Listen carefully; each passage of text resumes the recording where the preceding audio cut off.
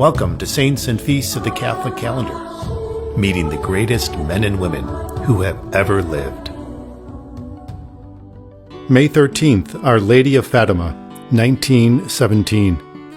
Like the moon's mellow glow, Mary reflects a greater light.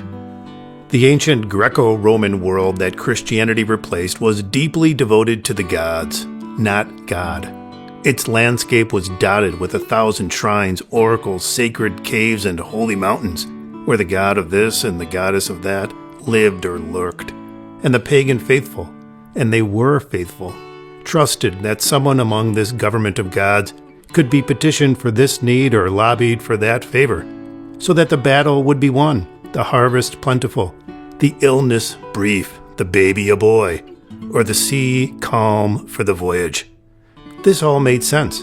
Just as human nature was expressed in countless persons, so too would the divine nature be manifested in myriad gods and goddesses.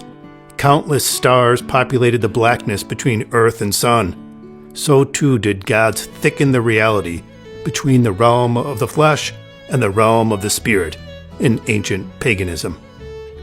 Over a span of centuries, Christianity methodically and inexorably displaced this ancient worldview. The Church rolled slowly on like a colossal glacier, from east to west and south to north, gathering, pushing, and budging everyone and everything to the margins as it carved a new landscape for a new people. Yet the old worldview, while theologically childish, had deeply human elements. It is natural to think that between man and God, there would be sub-gods or something of the like. It is natural to imagine that a local god would have local concerns and give a local answer to local people. It is natural to presume that a high summit is holier than a flat prairie, and that to visit it, to make a petition, and to leave an offering would merit more than to do nothing at all. Greco-Roman paganism expressed the deep universal religious impulse found in every culture. Christianity built on the same human foundations as paganism, and it responded to the same human longings. But Christianity built on that sound foundation a solid house of revealed theological truth, and that truth revealed that the one God, omniscient, omnipresent, all-powerful, expresses himself through the tool of creation, though he himself is not creation. Christian truth also revealed that God not only acts through secondary causes, but is also approached through them. So, bread and water become Christ's body and blood. Water is blessed by a holy man and wets our foreheads when we mark ourselves with the cross. And certain men and women live so heroically the mystery of God in their lives that we call them saints. This constellation of saints has long replaced the confused but understandable pagan pantheon of old. Instead of a god of the sea, a god of war, and a god of rain, we have patron saints for sailors, soldiers, and farmers. We have saint intercessors for the mentally ill, for pregnant women, for impossible causes, and for a happy death. Catholicism has a saint for everything, and for everyone, forming a more theologically satisfying worldview that nonetheless responds to the innate religious impulse of all men. Today's memorial celebration commemorates the greatest saint of all, Saint Mary, as she manifested herself to 3 humble children in the Portuguese village of Fatima in 1917.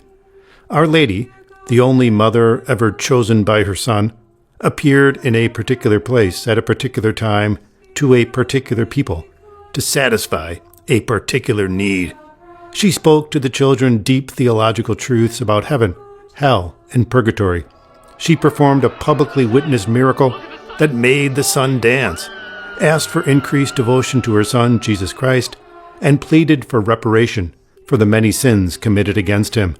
A shrine was built in the Blessed Mother's honor at the site of her apparitions, which has welcomed millions and millions of pilgrims, including popes, over the decades.